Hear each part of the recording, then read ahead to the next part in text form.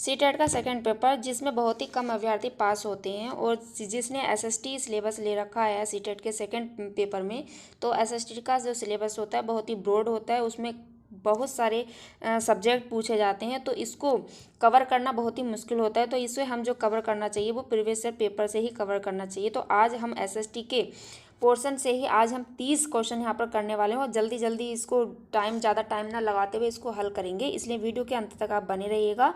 और चैनल को पहली बार विजिट कर रहे हो तो चैनल को सब्सक्राइब करके बेल आइकन नोटिफिकेशन दबा के ज़्यादा से ज़्यादा शेयर करके सपोर्ट भी कीजिएगा।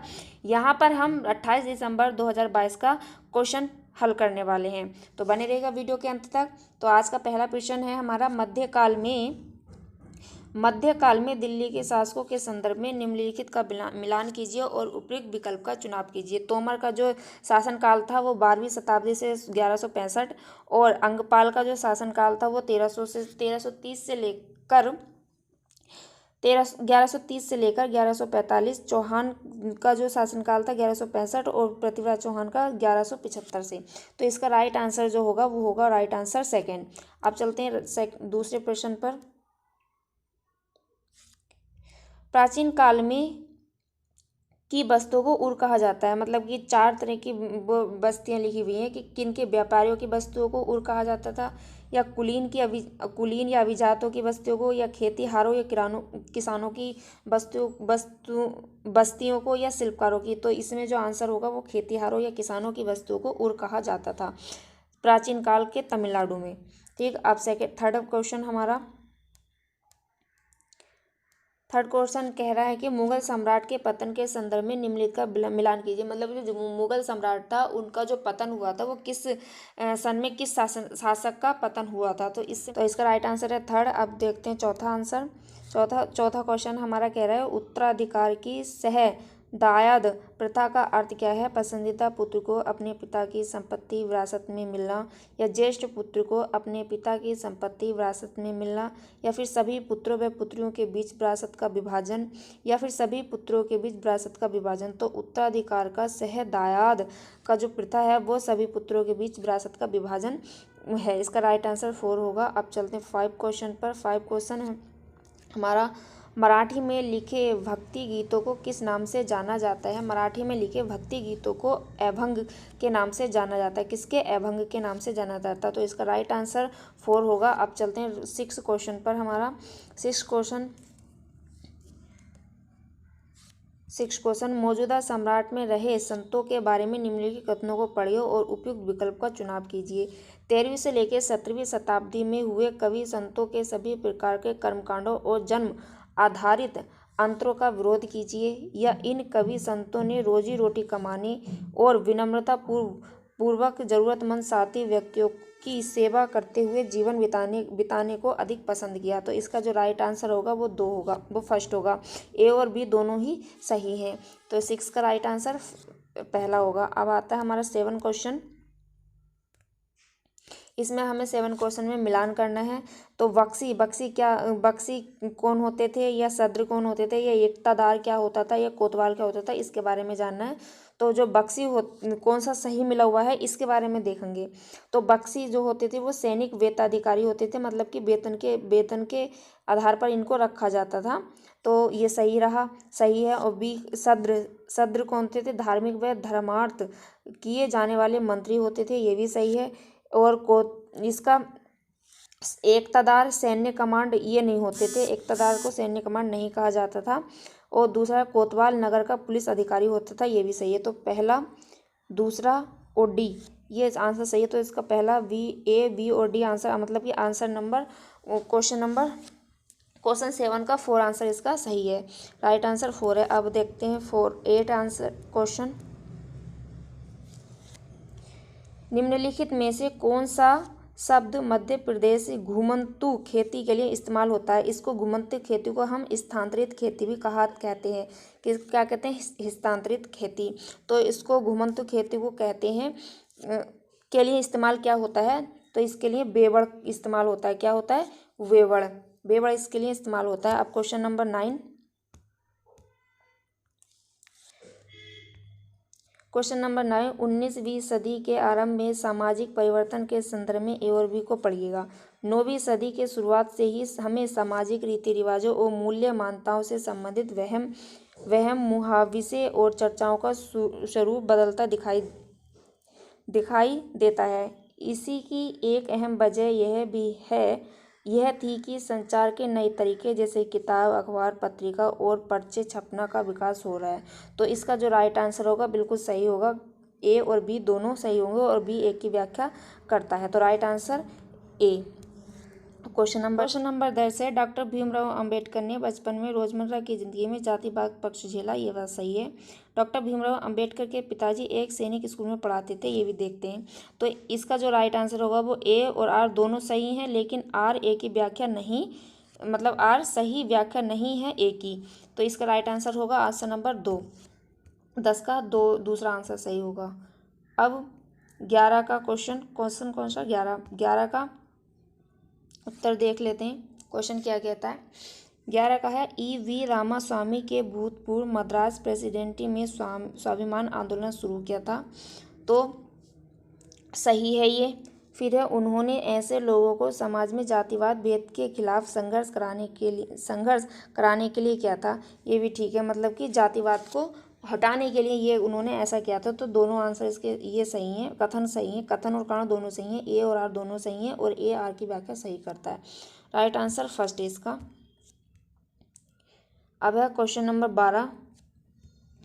क्वेश्चन नंबर 12 का दो राष्ट्रीय सिद्धांत का विरोध किसने किया था। द्विराष्ट्रीय सिद्धांत का विरोध, या फिर हम कह सकते हैं द्विराष्ट्रीय सिद्धांत का विरोध किसने किया था। तो इसका जो विरोध किया था मौलाना आज़ाद ने, लेकिन बाद में ये सहमत हो गए थे। 13 क्वेश्चन है, सन 1857 के विरोध के बारे में निम्नलिखित कथनों पर विचार कीजिए। मई सन 1857 में भारी विरोध का प्रारंभ हुआ था। यह उपनिवेशवादियों के विरुद्ध सबसे बड़ा प्रतिशोध पेशवी आंदोलन था, ये सही है। जो राइट आंसर होगा वो हमारा सेकंड सही होगा।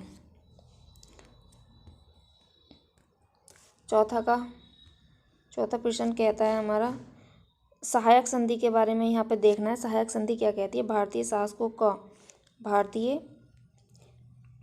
शासकों को अपनी स्वतंत्र सशस्त्र सेना रखने की अनुमति थी। भारतीय शासकों को ईस्ट इंडिया कंपनी को भुगतान करना पड़ता था। जी हाँ, दोनों ही करने पड़ते थे, लेकिन पहला ये जो था ये गलत है, क्योंकि वो भारतीय शासक सशस्त्र सेना रखने के लिए अनुमति नहीं मिली थी, लेकिन हाँ उन्हें भुगतान करना पड़ता है, ईस्ट इंडिया कंपनी को देना पड़ता है। तो option number is right answer 4। 15 का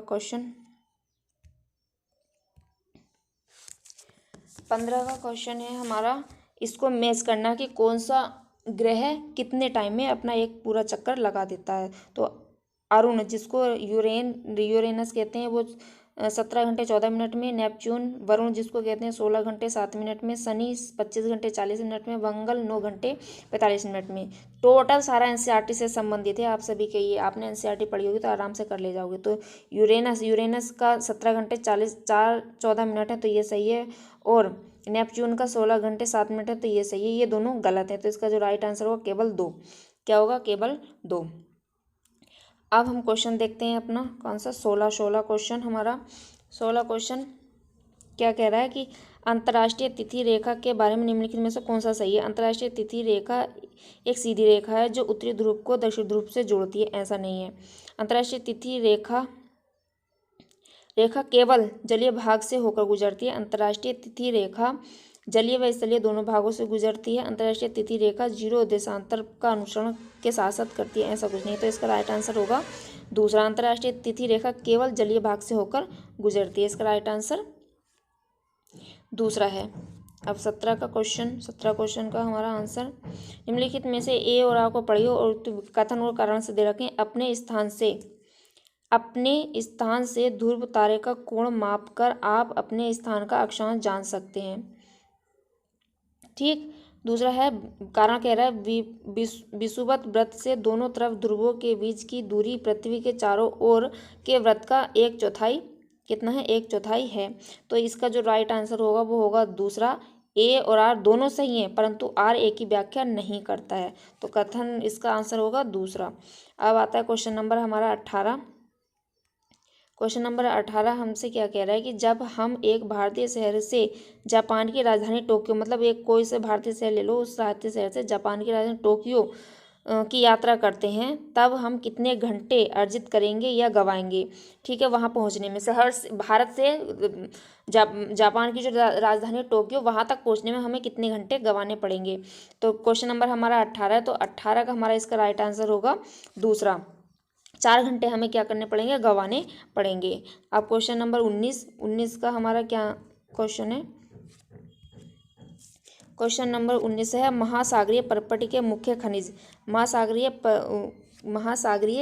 परपटी के मुख्य खनिज। तो महासागरीय परपटी में कौन कौन सी चीज़ें पाई जाती हैं, तो उसमें जो पाई जाती है, एक है मैग्नीशियम और दूसरा है सिलिकॉन, मतलब कि मैग्नीशियम और सिलिकॉन परपटी में पाई जाती है महासागरीय परपटी में। तो इसका जो राइट आंसर होगा, राइट आंसर सी होगा।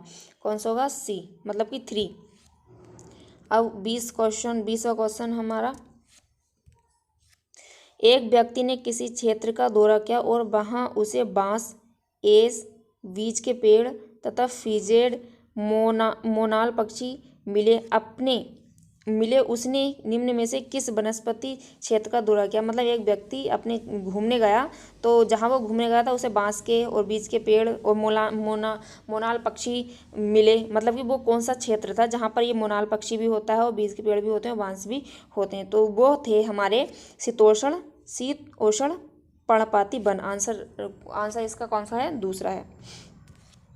अब प्रश्न नंबर 21 का, किस क्षेत्र में बहुत सी सीमित प्राकृतिक वनस्पति पाई जाती हैं। तो वो पाई जाती हैं टुंड्रा प्रदेश में। तो राइट आंसर इसका दूसरा होगा। अब 22 है हमारा, महासागरों का जल लवणीय व खारा होता है। ठीक, महासागर के जल में बड़ी मात्रा में घुले हुए लवण होते हैं, बिल्कुल ठीक। तो ये दोनों सही हैं, तो इसका राइट आंसर होगा फर्स्ट। ए और आर दोनों सही हैं और आर ए की व्याख्या करता है, बिल्कुल ठीक है, राइट आंसर ए। अब आता है क्वेश्चन नंबर 23। क्वेश्चन नंबर 23 है पवन के निक्षेपण को क्या कहा जाता है, लोएस कहा जाता है। क्या कहा जाता है, लोएस कहा जाता है। Right answer first. अब क्वेश्चन नंबर हमारा 24 क्वेश्चन नंबर हमारा, जिस स्थान पर कोई नदी किसी अन्य जलराशि से मिलती है उसे क्या कहते हैं, नदी का मुहाना कहते हैं। ठीक, अब 25 नंबर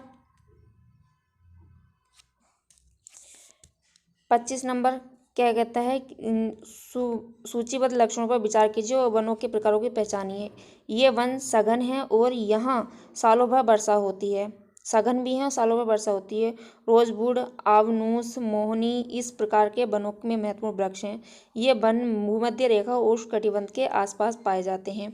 तो इसका जो राइट आंसर होगा वो होगा उष्णकटिबंधीय सदाबहार वनों।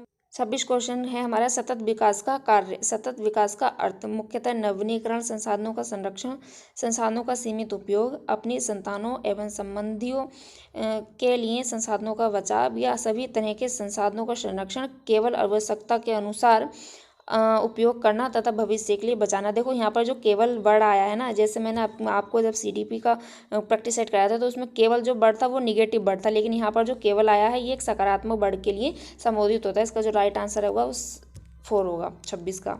27 का क्वेश्चन है हमारा,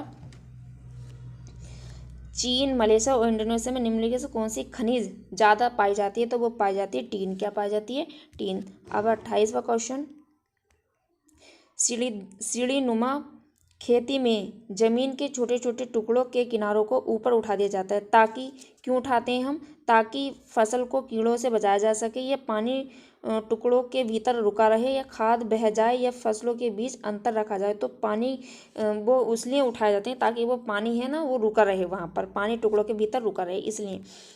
अब आता है हमारा क्वेश्चन नंबर 29। क्वेश्चन नंबर 29 क्या कहता है हमसे, एक बाजार में पक्की दुकान वे होती हैं, क्या होती हैं कि जहाँ के कर्मचारी नियमित होते हैं, या जिसके पास शहर पंचायत और नगर निगम का लाइसेंस होता है, या जो 10 वर्ष से अधिक समय से खुली हुई हो, या जो मुख्यतः बड़े शहरों में होती है।